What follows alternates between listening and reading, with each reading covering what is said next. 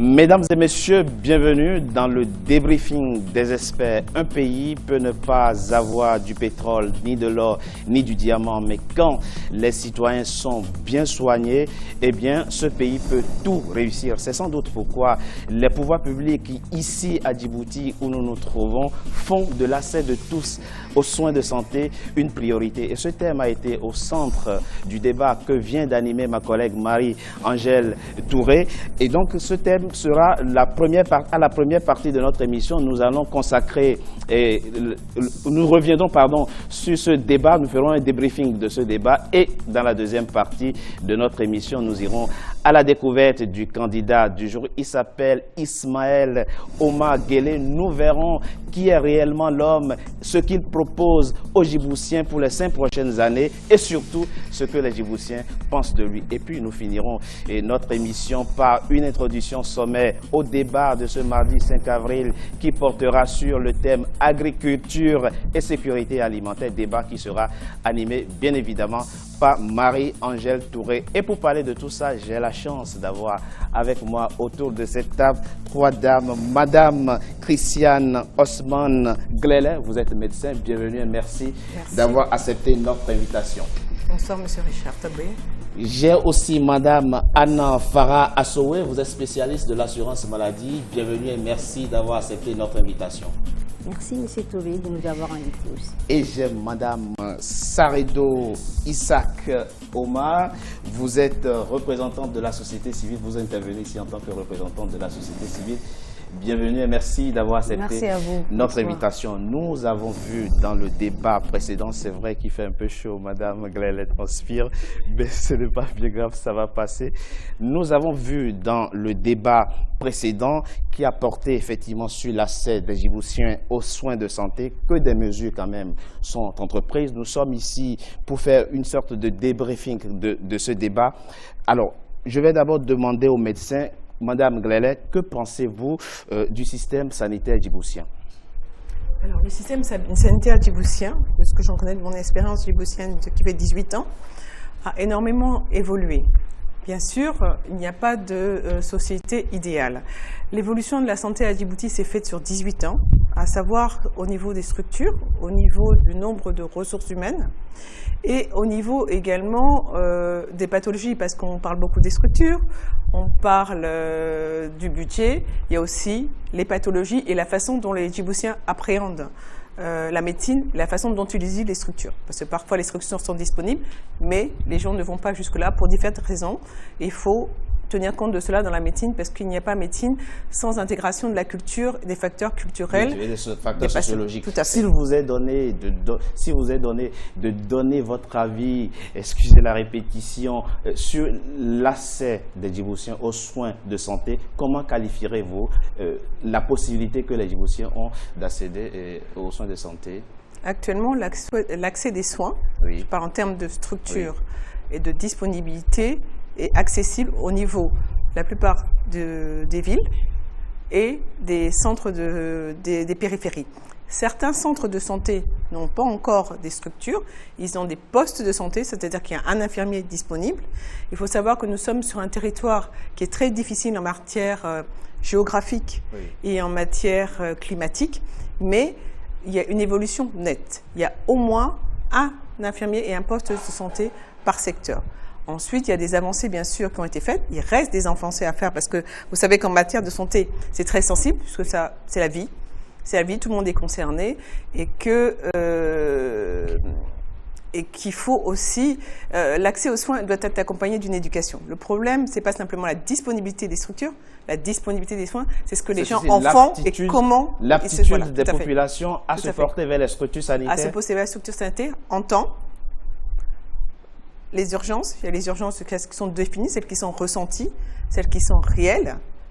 Est-ce qu'elles sont suffisamment sensibilisées sur la disponibilité, effectivement, en structure sanitaire? S'il y a quelque chose, s'il y a un point qu'il faudrait, quelle que soit la personne, un point à développer, je pense que ce serait l'information de la population. Qu'est-ce que le soin? Parce qu'effectivement, il y a une évolution et les gens aspirent, il y a une mondialisation, les gens aspirent à des soins pointus, techniques, en demandant des IRM, des scanners. Donc il y a tout un travail en amont et quotidien à faire par rapport à la prévention, à l'explication et à l'information et à la rétro-information. Il y a des choses qui évoluent à Djibouti. Cependant, parfois, certains patients ne savent pas que telle intervention est disponible à Djibouti, ne savent pas que telle technique anatomopathologiques sont disponibles à Djibouti et pensent toujours aller vers l'extérieur. Donc, s'il y a un endroit où on devrait renforcer, c'est l'information. C'est l'information, la sensibilisation. De faire savoir. Madame Isaac Oma, vous représentez ici la société civile. S'il vous est donné effectivement de nous dire votre opinion sur la possibilité, la même question que je vous pose, est-ce que les Djiboutiens se portent bien? Est-ce qu'ils sont en bonne santé? Est-ce qu'ils ont accès aux structures sanitaires? Alors, effectivement, il y a un accès pour les services sanitaires et tout, mais je pense que les problèmes, c'est ce qui a été soulevé par Madame, c'est le manque d'information. Les Djiboutiens ne sont pas très bien informés sur le fait qu'ils peuvent se faire soigner dans les centres hôpitaux et quel genre de soins ils ont droit, justement. Le docteur Abaté, qui représentait ici le candidat Oma Elmi Haïré, disait ici qu'il n'y a pas à Djibouti de politique de santé et de plan de développement sanitaire. Que lui répondez-vous? Alors, il y a à Djibouti, il faut savoir, il y a ce qui est officiel et ce qui est entendu entre les partis au pouvoir et ce qui est concret qui se passe dans la société. Le problème, c'est qu'il y a eu beaucoup de réformes sociales et sanitaires, mais le problème, c'est la compétence, c'est un problème de fond. Nous avons un véritable problème. Les Djiboutiens ne croient plus à leur système de santé. Ils n'y croient pas parce que les médecins, le corps médical n'est pas compétent. Voilà, le corps médical. Alors, c'est pas qu'il n'est pas compétent, c'est parce qu'ils sont passifs, on va dire ça. Ils sont passifs et ils sont laxistes.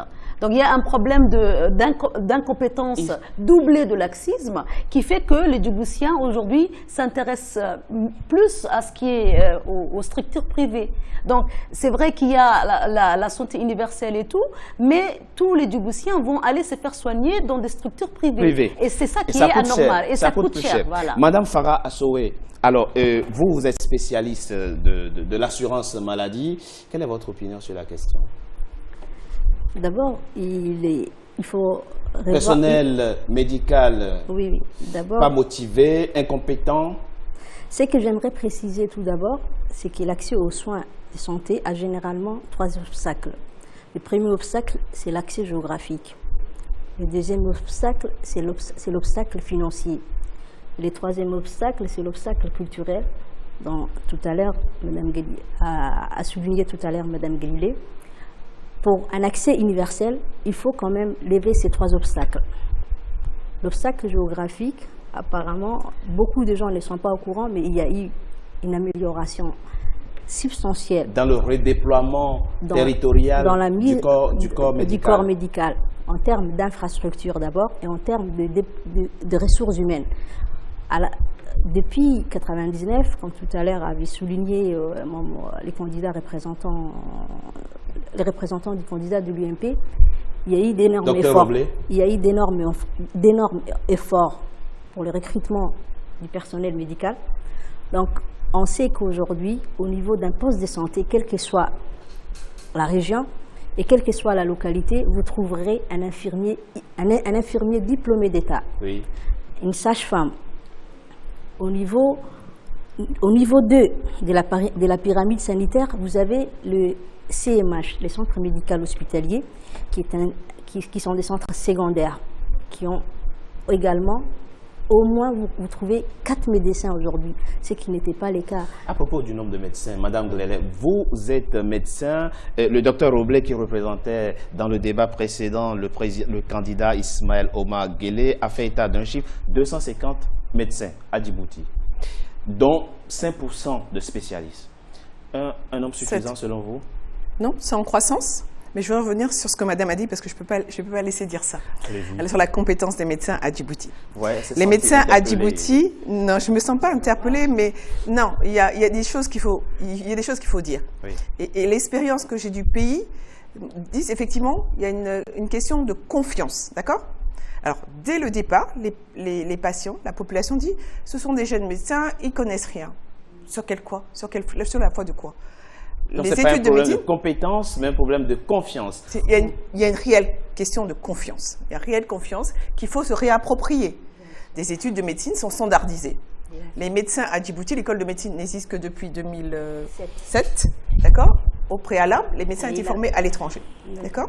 Ils étaient formés dans les pays occidentaux, puis dans les pays, on a fait une relation sud-sud, d'accord? La médecine générative, le tronc commun est identique partout. Il n'y a pas 36 000 façons de soigner certaines pathologies, il y a des protocoles à suivre. Ces médecins-là, qui étaient formés dans les pays d'Afrique de l'Ouest, qui s'étaient formés à Cuba, qui étaient formés en Italie, ils ont un tronc commun. Quand ces personnes reviennent, parce que quand ils reviennent, la médecine est vraiment un métier qui ne s'apprend que pas en théorie. Il faut ensuite faire son expérience sur le terrain. Et pour faire cette expérience sur le terrain, il faut avoir des seniors, ce qu'on appelle des seniors. Madame Grelet, d'où vient la défiance? La défiance est que, je pense qu'il y a cette translation. D'accord ? En 97, à Djibouti, il y avait encore quelques médecins coopérants. D'accord ? Nous, quand je suis arrivée en 97, nous étions 6 médecins à Djibouti, à l'hôpital Pelletier, pas à Djibouti, à l'hôpital Pelletier.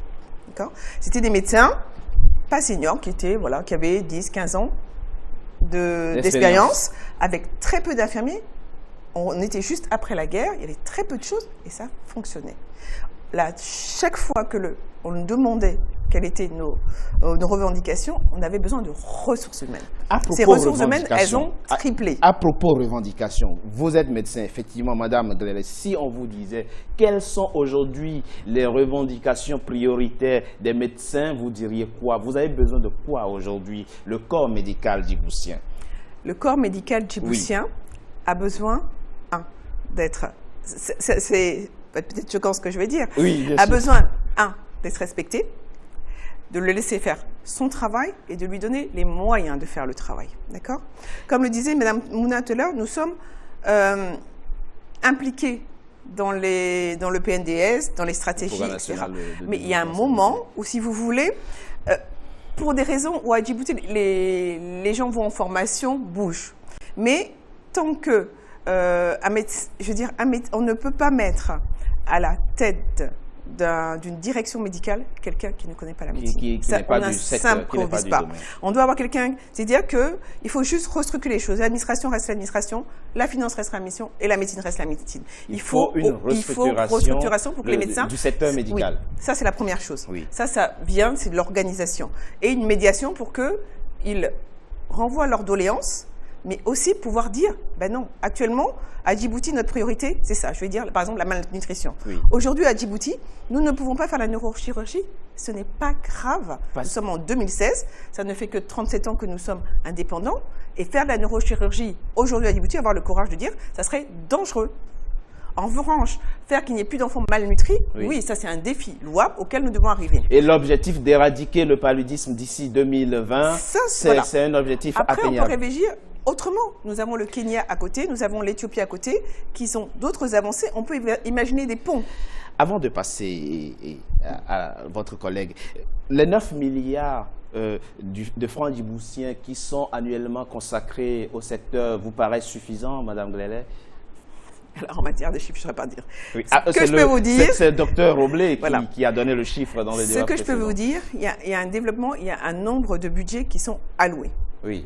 Maintenant, je pense qu'il y a eu des projets, c'était l'autonomisation des services pour que les services puissent eux-mêmes dire, voilà, je suis un service technique d'orthopédie.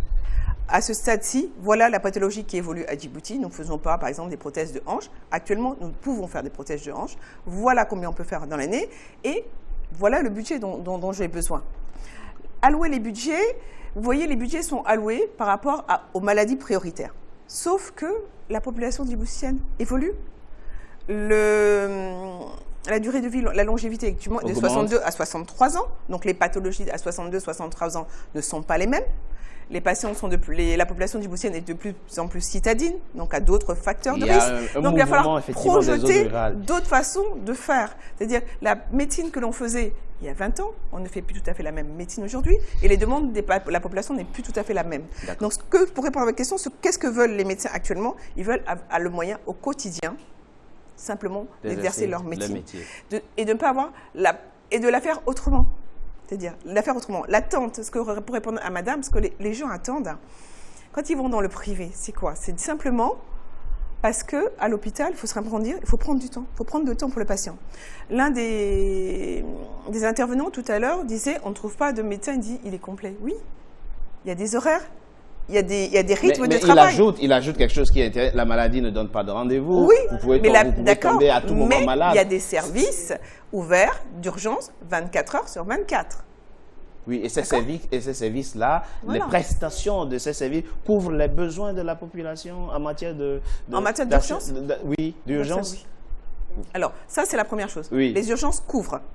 Il y a une autre chose, les patients, la population utilise de moins en moins. Alors, les urgences, pour répondre aux populations, on a mis des urgences dans les secteurs de santé dans les quartiers, dans les dispensaires. Mais seulement dans les grands centres urbains, dans les grandes villes. Dans les grandes villes. Oui. Mais dans les CMH aussi, les urgences sont 24 sur 24. En région. En région. D'accord. Maintenant, les gens ne vont pas dans ces dispensaires à 16h à 17h. Parce qu'ils ne savent pas. Voilà. Madame Isakoma, depuis quelques mois, les pouvoirs publics djiboutiens ont mis en place l'AMU, l'assurance maladie universelle. Quel regard portez-vous sur ce dispositif? Alors, d'abord, c'est une grande avancée pour les pays de vulgariser les soins à toutes les couches de la population. Mais cela étant dit, il ne faut pas s'endormir aussi sur cette création. Il faut apporter à la société civile que je représente, les populations, les pères de famille, l'enfant, des questions.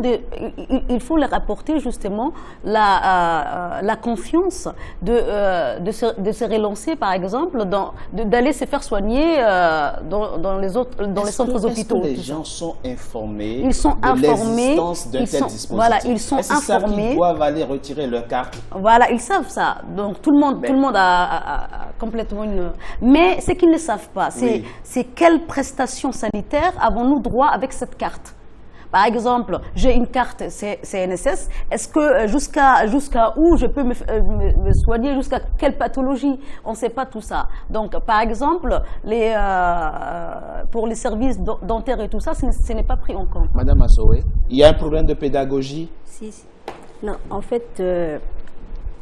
D'explication, d'information? J'ai parlé tout à l'heure de l'obstacle financier pour l'accès aux soins.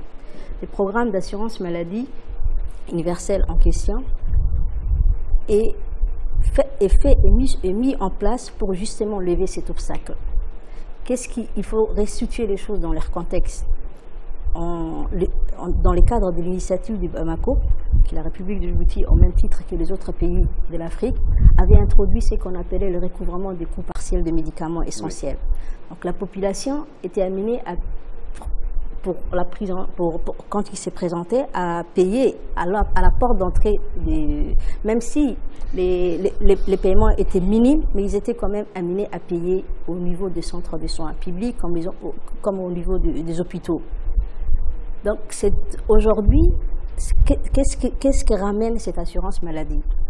Les ménages djiboutiens est d'abord soulagés par rapport au paiement direct. Vous disposez de votre carte, vous avez droit à 3 paniers de soins.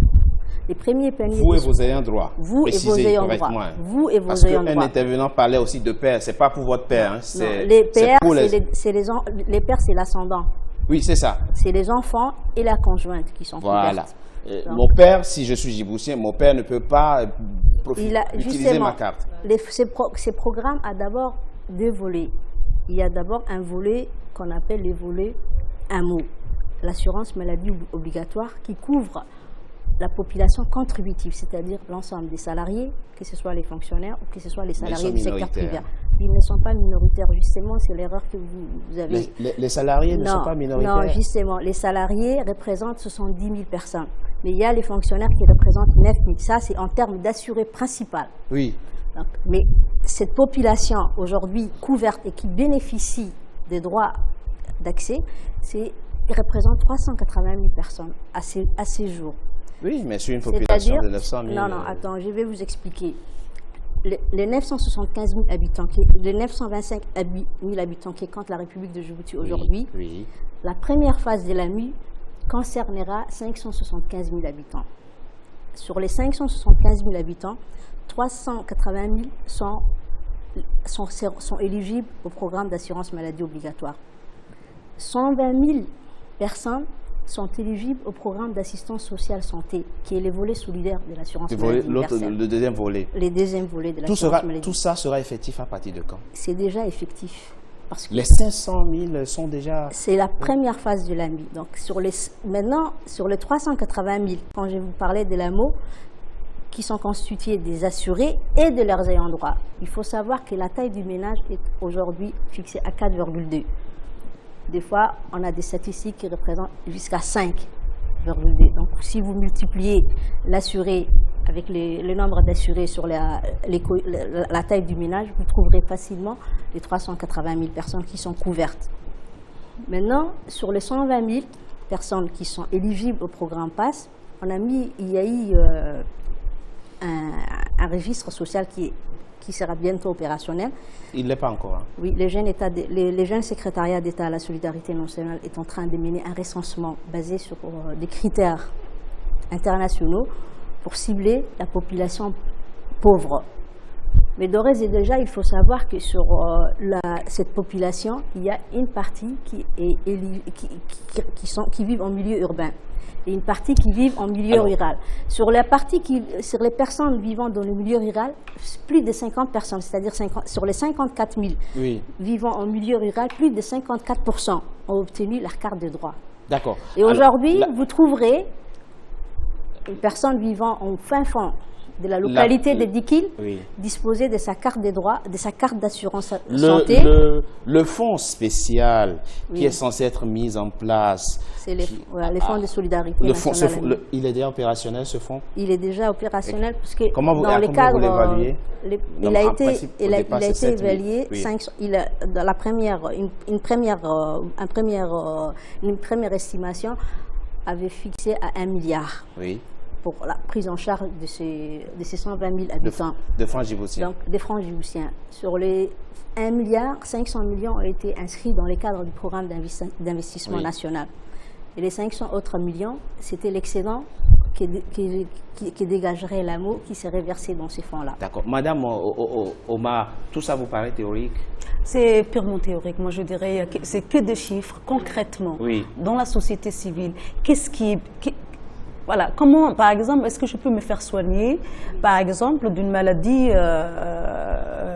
neurologique, par exemple, avec ma carte de santé?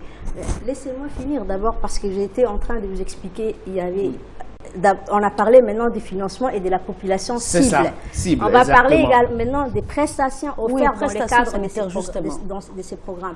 Les prestations qui sont offertes dans le cadre de ce programme, je vous disais, sont réparties en 3 paliers. Il y a les premiers paquets de soins, qui est les paquets de soins de base, qui couvrent l'ensemble des consultations que vous allez effectuer auprès des médecins généralistes, des examens de base. Vous avez les paquets de soins, c'est-à-dire les paquets de soins 2, qui couvrent l'ensemble de consultations, qui comprend les consultations chez les spécialistes et les examens complémentaires tels que les scanners, la radiographie. La radiographie pulmonaire fait partie du paquet 1.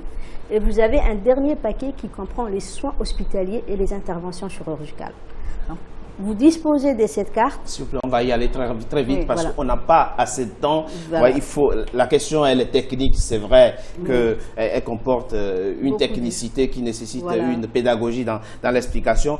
Madame Glélé, nous l'avons vu dans le débat précédent, la forte propension des Djiboutiens aisés à se porter vers les cliniques privées. On a même vu un intervenant qui dit que les médecins du public vont ouvrir des cliniques privées et utilisent même le matériel de l'État. Vous êtes du corps enseignant, que répondez-vous à ce corps médical?